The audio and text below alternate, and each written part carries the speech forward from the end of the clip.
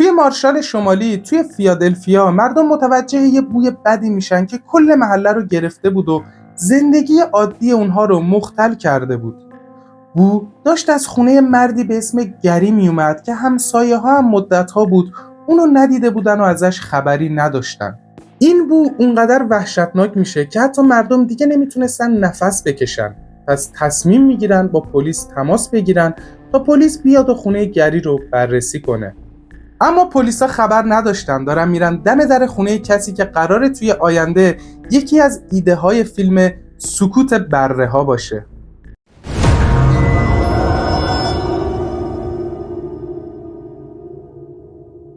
توی این قسمت از دارکنس تیوی میخوایم بریم سراغ پرونده گری مایکل هایدنیک، کسی که یه داستان فوق‌العاده جذابی داره. من حسینم و توی هفته 2 پرونده واقعی رو با تمام جزئیات براتون بازگو میکنم.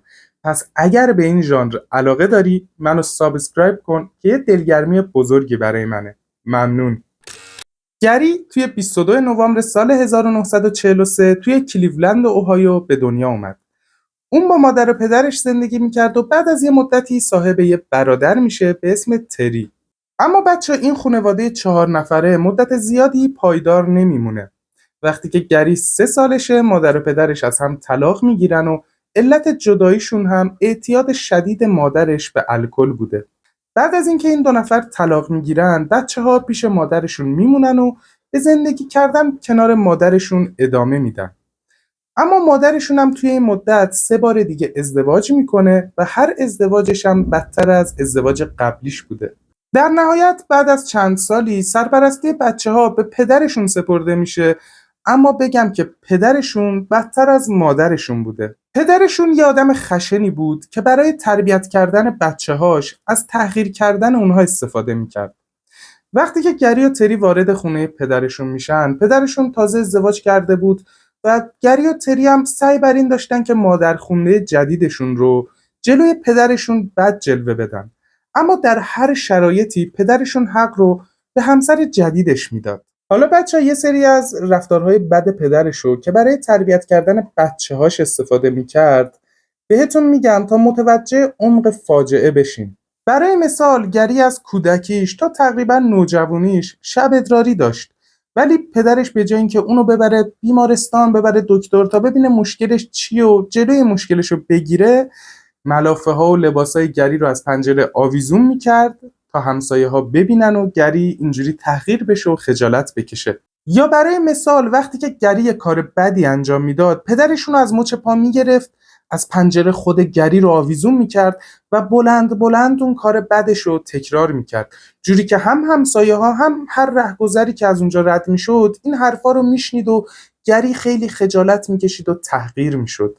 یا حتی اینکه وقتی بچه‌ها یه کاری انجام میدادن که پدرشون تشخیص میداد این کار بده، انقدر به اونا گشنگی میداد تا به این نتیجه برسن که کارشون زشت بوده، بیان معذرت خواهی بکنن، بعدش بهشون یه غذایی بده.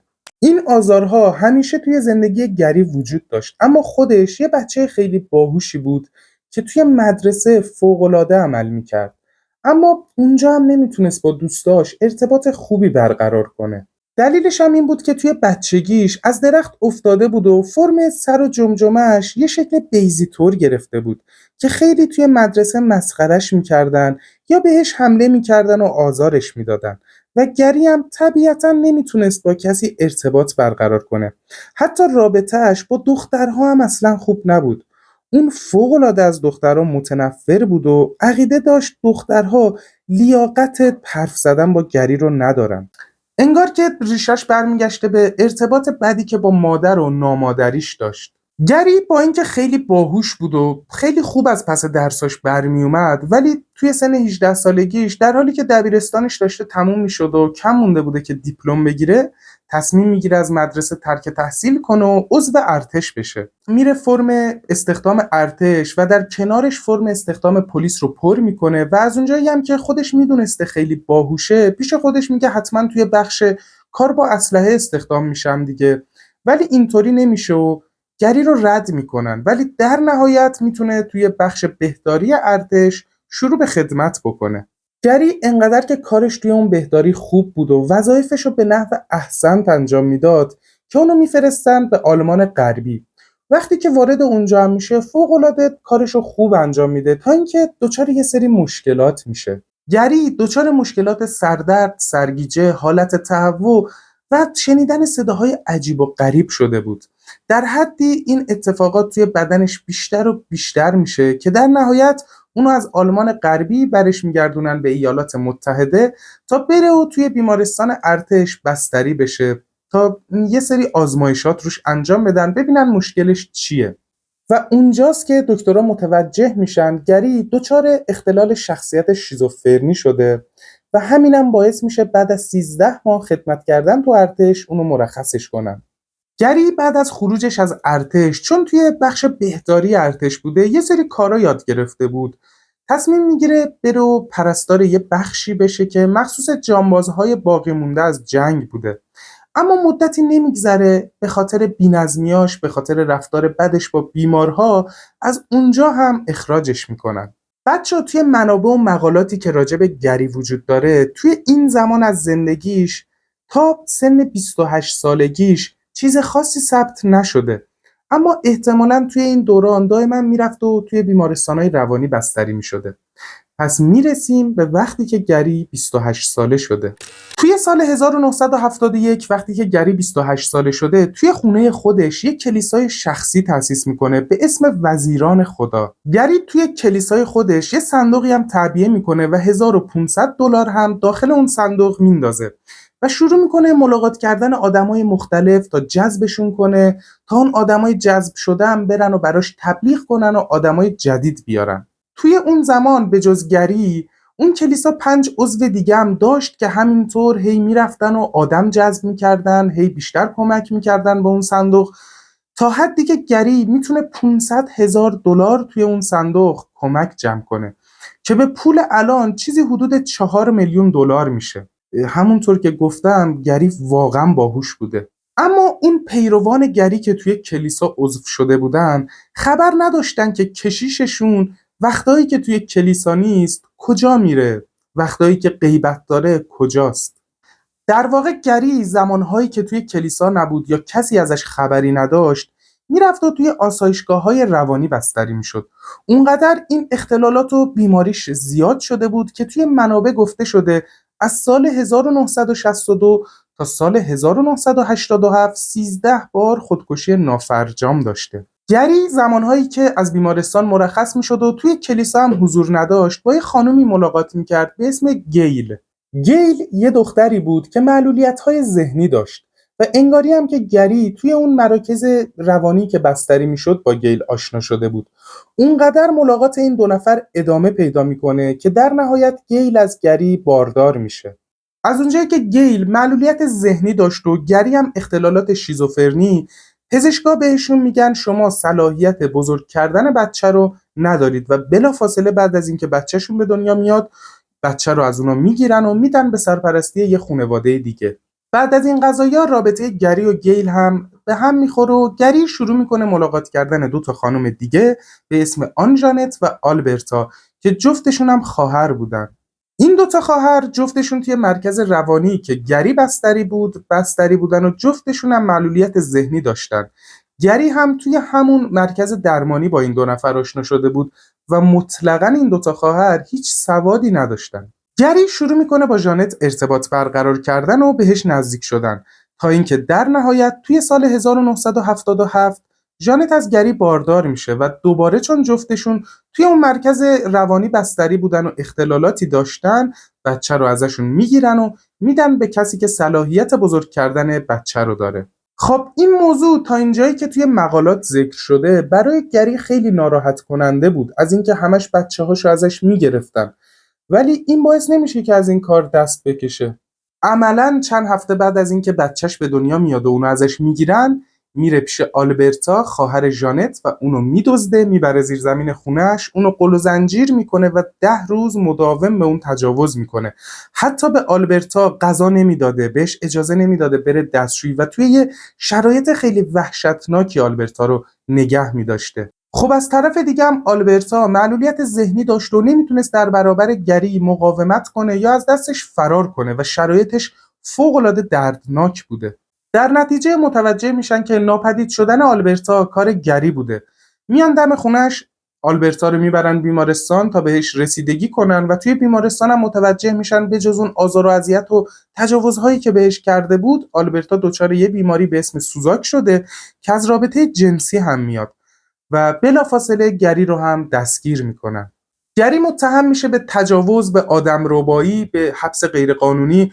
اما چیزی که خیلی ناراحت کننده است، گری به خاطر این کارهایی که با اون دختر معلول کرده بود فقط 3 سال حبس میگیره که اون 3 سال حبسش رو هم میدن به یه مؤسسه روانی و میگن تو 3 سال باید توی این مؤسسه روانی بستری بشی. خلاصه گری بعد از 3 سال که توی مؤسسه میمونه از اونجا مرخص میشه و با اون پول خیلی زیادی که از کلیسا جمع کرده بود میره یه خونه میخره توی خیابون مارشال شمالی توی فیلادلفیا که توی اینترو برنامه هم راجبش صحبت کردیم و اون خونه رو تبدیل میکنه به شکنجهگاه و سیاهچاله خودش که آروم آروم بهش میرسیم. قربانی اول گری یه دختر 22 ساله فیلیپینی بود به اسم بتی. بتی از طریق یه آگهی روزنامه با گری آشنا شده بود و گری اونو میکشونه میاره ایالات متحده و با هم ازدواج میکنن.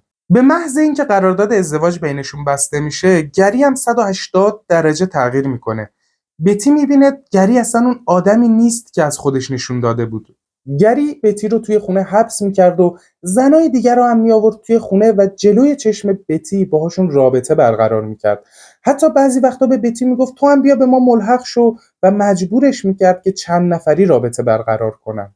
از اون طرف بتی هم یه مهاجر فیلیپینی بود، کسی رو توی آمریکا نداشت که کمکش بکنه و تلاش میکرد که با این کارهای گری کنار بیاد تا اونجایی که متوجه میشه از گری بارداره. وقتی که بتی متوجه میشه حامله است، بلافاصله بارداریشو از گری مخفی میکنه و توی قدم بعدی شروع میکنه وقتایی که گری خونه نیست تماس گرفتن با مهاجرای دیگه فیلیپینی که توی اون منطقه بودن تا بتونه باهاشون ارتباط برقرار کنه، باهاشون دوست شه و یه جای امنی برای خودش پیدا کنه. نهایتاً بتی میتونه توی این کار موفق بشه و یه جایی برای خودش پیدا کنه و میره و از گری شکایت میکنه. طبیعتاً بعد از اینکه بتی میره و شکایت میکنه، گری رو دستگیر میکنن و متهم میشه به تجاوز توی رابطه زناشویی و همینطور انحرافات جنسی و توی اون مدتی که داشته حبس خودش رو میگذرونده، بتی بچه‌شون رو به دنیا میاره و این سومین بچه گریه. 2 تاشو که ازش گرفتن و دادن به سرپرستی کس دیگه و این یکی رو هم بتی پیش خودش نگه داشت و از آمریکا رفت. 2 ماه بعد از به دنیا آمدن بچه گری، اونم دوران حبسش تموم میشه و از زندان میاد بیرون و میره سراغ زنهای دیگه. قربانی بعدی که گری باهاش برخورد میکنه جوزفین 25 ساله است که مادر 3 تا فرزند هم بوده و برای اینکه بتونه خرج و مخارج زندگیش رو در بیاره مجبور شده بوده کارگر جنسی بشه. از اونجایی که جوزفین کارگر جنسی بوده، یه روز کنار خیابون وایساده بوده و دنبال مشتری میگشته تا اینکه گری با کادیلاک تر و تمیزش میاد و جوزفین رو سوار میکنه و بهش پیشنهاد میکنه در ازای $20 بیا و با من رابطه جنسی داشته باش. جوزفین همیشه مشتریاش یه آدمای کر و کثیف و درب و داغونی بودن. از اونجایی که میبینه یه مرد خیلی شیک و تر و تمیز با یه کادیلاک خیلی شیک داره بهش پیشنهاد میده، طبیعتاً قبول میکنه و با گری میره. وقتی که میرن خونه گری و رابطهشون رو انجام میدن، جوزفین پولش رو دریافت میکنه و در حالی که داشته لباساشو میپوشیده، گری از پشت سر بهش حمله میکنه و به قصد خفه کردن گلوی جوزفین رو میگیره و بهش میگه صدات در نیاد، اگر سر و صدایی بکنی همینجا میکشمت. گری جوزفین رو توی همون حالت میکشونه میبره زیر زمین خونش و تازه جوزفین میبینه اوه توی این خونه یه زیرزمینی وجود داره که مثل جهنمه. جوزفین میبینه که وارد یه زیرزمینی شده که انقدر سرده انگار روی یخ پا گذاشته. یه میز بیلیارد که روش کپک زده، یه پنجره کوچیک که اون پنجره رو هم تخت کوب کرده بودن واسه اینکه نوری وارد نشه و فقط یه لامپ کمسو از اونجا آویزون بود. جوزفین میبینه که یه گودال تازه کنده شده هم توی اون زیرزمین وجود داره با یه فریزر که کنار دیواره. به محض ورودشون گری شروع میکنه جوزفین رو کتک زدن. بعد جوزفین رو ور میداره میندازه داخل اون گودالی که تازه کنده بود، در اون گودال رو با یه تخت چوب میبنده و شروع میکنه ضربه زدن به اون تخت چوب. از طرف دیگه جوزفین آسم هم داشته و وقتی که وارد گودال میشده نمیتونسته به خوبی نفس بکشه و هر حرفی هم که میزده منجر به کتک خوردن بیشتر خودش می شده. اون گودالی که گری تازه کنده بود اندازه یه حوض بود، اما هر روز می اومد و با بیل اون گودال رو میکند و بزرگترش میکرد و هر روز به جز اون شکنجه ها دست و پای جوزفین رو هم میبست و از سقف آویزونش میکرد و شروع میکرد کتک زدن جوزفین. گری یه روز میاد پیش جوزفین و تصمیم میگیره انگیزش رو از این کارها و دزدیدن جوزفین بگه. اون میگه که من توی کل زندگیم نتونستم هیچ خانواده‌ای تشکیل بدم. هر سری که بچه‌ای به دنیا آوردم اونو از من گرفتن، گفتن تو صلاحیت نگهداری این بچه‌ها رو نداری. حالا من میخوام 10 زن رو اینجا جمع بکنم، حبسشون بکنم و کلی بچه ازشون به دنیا بیارم و بتونم از این طریق یه خانواده بزرگی تشکیل بدم. واقعا حال جوزفین توی اون لحظه درک نکردنیه. اون میبینه که دزدیده شده، داره هر روز شکنجه میشه، داره هر روز بهش تجاوز میشه و حالا هم که فهمیده قراره توی این زیرزمین کلی بچه به دنیا بیاره و اون بچه ها هم قراره زیر دست همچین هیولای ترسناکی بزرگ بشن. 2 روز بعد از اینکه گری جوزفین رو دزدیده بود و آورده بود به زیر زمین خودش، میره سراغ قربانی بعدیش که اون رو هم بدزد و بیاره به زیر زمین، یا شاید بهتره بگم حرم سرای خودش. نفر بعدی همونطور که گفتم 2 روز بعد از جوزفین یه خانم 24 ساله است به اسم سانترا که توی همون مرکز روانی که گری بستری بود با هم آشنا شده بودن و سانترا هم معلولیت ذهنی داشت. گری اونو میاره به خونه خودش. جوزفین که اون لحظه توی زیر زمین بوده در آینده میگه که من دیدم از طبقه بالا سر و صدا میاد، انگار که گری با کسی وارد خونه شده بود. بعد از یه مدت دیدم که یه دختره رو داره میاره سمت زیر زمین و دائما توی راه بهش میگه نترس، اصلا قرار نیست من بلایی سرت بیارم. اما به محض ورودشون به زیر زمین اون دختره رو هم انداخت توی گودال و از سقف آویزونش کرد و شروع کرد شکنجه کردن اون. میگه که هر دوی ما توی اون زیرزمین کثیف و بدبو بودیم و گری هر روز صبح برامون یه نوشیدنی داغ می آورد و تو طول کل روز یه بیسکویت یا یه ساندویچ برامون می آورد که کل غذای ما بود. گری هر روز می اومد و اون گودال رو شروع می کرد کندن تا اون گودال رو بزرگتر کنه و وقتی هم که خسته می شد شروع می کرد به این 2 زن تجاوز کردن و اگر مقاومتی می کردن اونا رو مینداخت داخل گودال، در اون گودال رو میبست، کلی وسایل سنگین روی در میذاشت تا نتونن تکون بخورن. و نکته دیگه این که زمانهایی که اونا داخل گودال بودن از آب و غذا خبری نبود و توی اون زیرزمین سرد بدون اینکه لباسی داشته باشن یا پتویی داشته باشن فقط با یه پیراهن زندگی میکردن. توی اون زمان برخلاف جوزفین که کس و کاری نداشت که دنبالش بگردن، سانترا کس و کار داشت و از ناپدید شدنش مطلع شده بودن و اولین شکشون هم به گری بود، چون سانترا و گری توی مرکز درمانی با هم بستری بودن و هر از چندگاهی گری سانترا رو با خودش میبرد بیرون. به خاطر همین شک گری رو میارن و ازش سوال میکنن که از سانترا خبری داری یا نه. گری توی جواب میگه که من هر از چندگاهی میومدم و سانترا رو با خودم میبردم بیرون، میرفتیم دور میزدیم، یه غذایی میخوردیم و بلافاصله برش میگردوندم مرکز.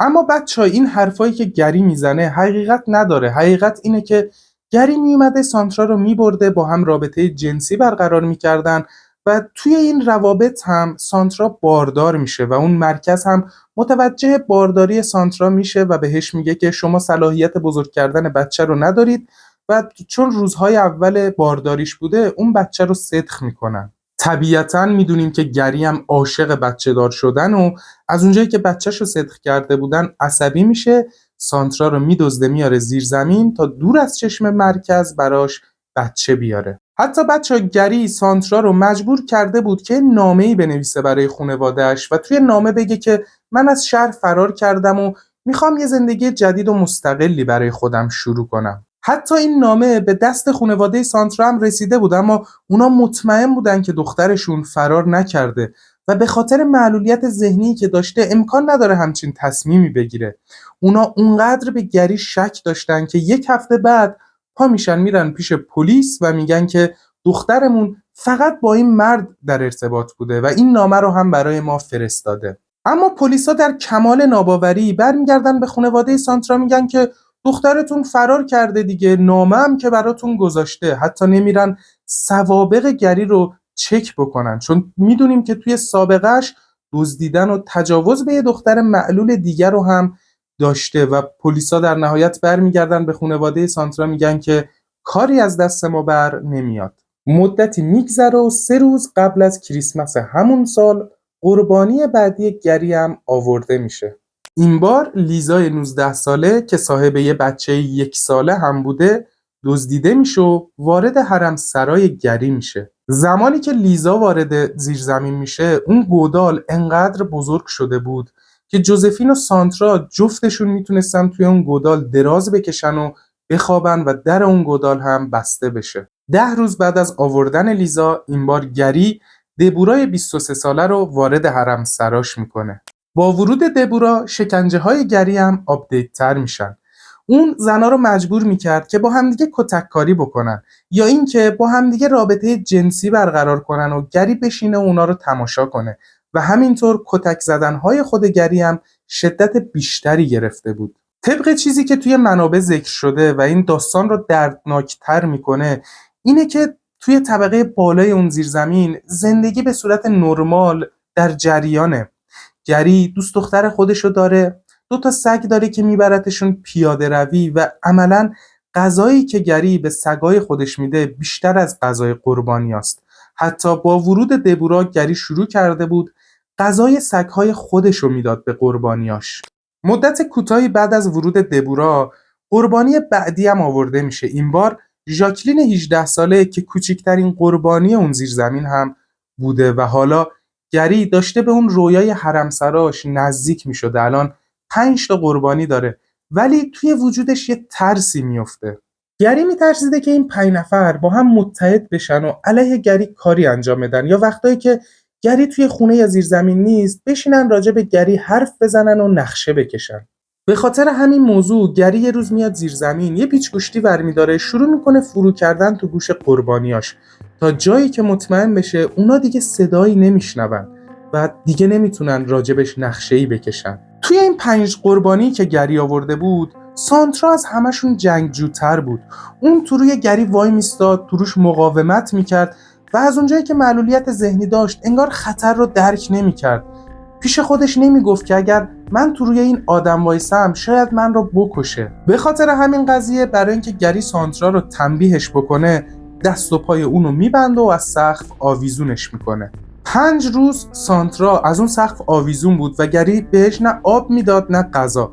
بعد 5 روز برای اینکه زنده نگهش داره آب و غذا میاره ولی سانترا قبول نمیکنه و گری مجبور میشه که به زور توی دهن سانترا غذا بذاره و بعد دستاشو باز میکنه و میره سر کار. یه مدتی که میگذره و گری برمیگرده خونه میاد میبینه که سانترا تکون نمیخوره. شروع میکنه اونو تکون دادن، شروع میکنه اونو کتک زدن. میبینه که سانترا هیچ عکس العملی از خودش نشون نمیده. تازه شروع میکنه نبض اونو میگیره و متوجه میشه که سانترا جون خودشو از دست داده. تازه گری میفهمه که توی چه هچلی افتاده. یکی از برده‌هاشو از دست داده و از طرفی خانواده سانترا هم دنبالش میگردن و به گری مشکوکن. حالا گری باید از شر جسد سانترا یه جوری خلاص بشه. اینجاست که گری یه تصمیم وحشتناک میگیره. اون شروع میکنه جسد سانترا رو تیکه تیکه کردن. یه سری از تیکه هاشو میده سگاش بخورن و یه سری از تیکه ها رو هم میپزه میده اون 4 قربانی که اون پایین توی زیرزمین حبسن بخورن. بچه اون 4 تا زن داشتن میدیدن که گری داره جسد سانترا رو تیکه تیکه میکنه و میندازه داخل قابلمه و اونا رو مجبور میکنه که اون رو بخورن و این خیلی دردناکه. اما این پروسه‌ای که گری داشته جسد سانترا رو تیکه تیکه میکرده طول میکشه در حدی که یه سری از تیکه های سانترا شروع میکنه تجزیه شدن و بو گرفتن و اون بو توی کل محله میپیچه. و اینجاست که میرسیم به اینتروی اول ویدیو که براتون تعریف کردم.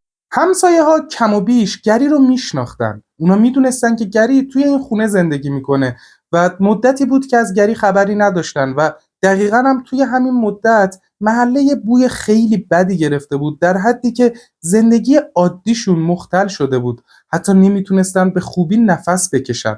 اونا میگفتن شاید خود گری توی خونش افتاده و مرده، پس تصمیم میگیرن با پلیسا تماس بگیرن تا پلیس بیاد و ببینه که آیا خود گری نمرده که کل محله رو بو برداشته. یه افسر پلیس توی صحنه حاضر میشه و میره دم در خونه گری. نیم ساعت در خونه گری رو میزنه تا بیاد دم در.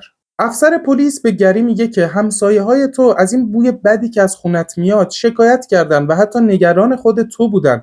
میتونی به ما توضیح بدی که این بوی بد بابت چیه؟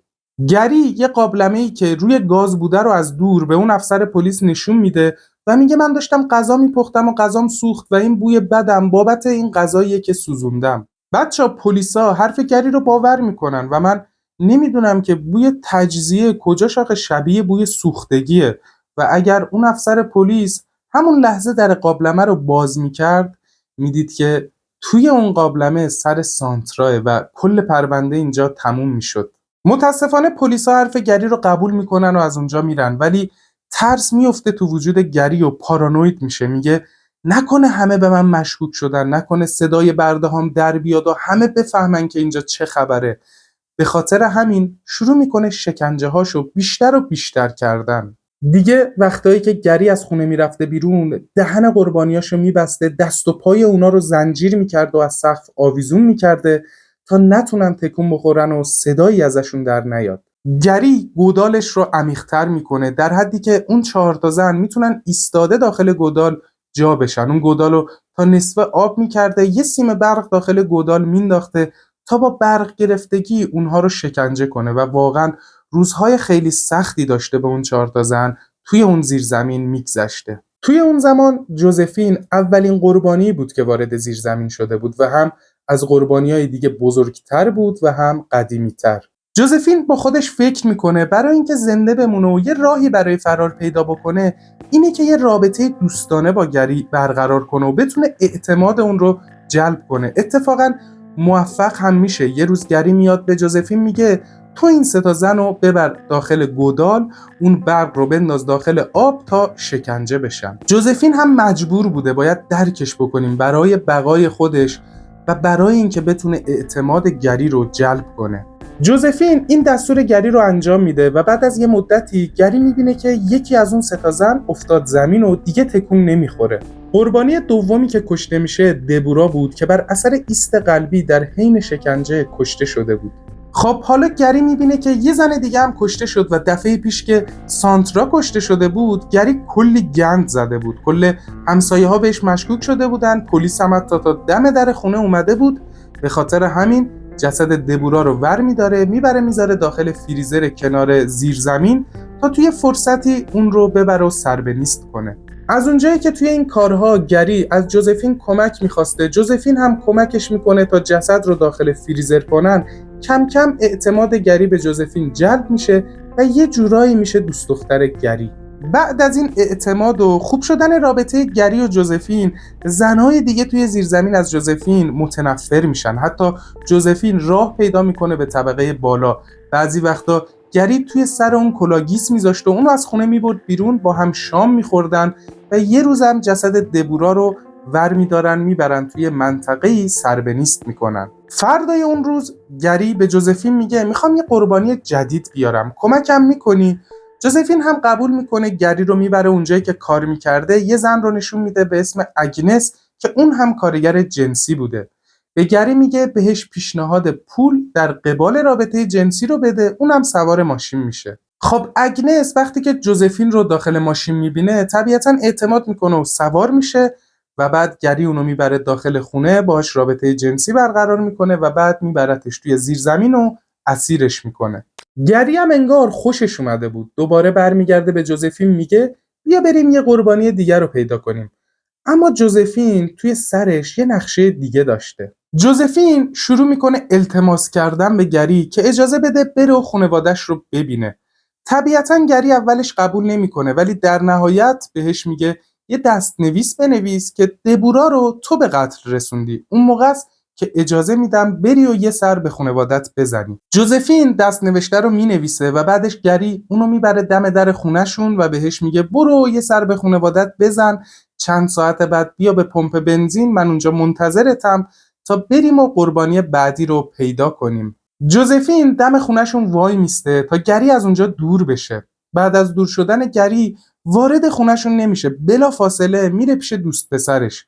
دوست پسرش وقتی که بعد از 4 ماه جوزفین رو میبینه ازش میپرسه این همه مدت کجا بودی؟ جوزفین هم با گریه و ترس شروع میکنه از شکنجه ها میگه، از برده های جنسی میگه، از آدمخواری میگه، اما دوست پسرش باور نمیکرده که در نهایت جوزفین لباسهاشو در میاره، جای شکنجه ها، جای کبودی ها رو نشون میده تا دوست پسرش باور میکنه. جوزفین در ادامه به دوست پسرش میگه من چند ساعت دیگه توی پمپ بنزین با گری قرار دارم، بیا دوتایی با هم بریم تو اونو بگیرش و بعد بریم و زنای دیگر رو هم از زیر زمین نجات بدیم. اما دوست پسرش میگه به جای این کار بذار زنگ بزنیم به پلیسا و با اونها قضیه رو مطرح کنیم.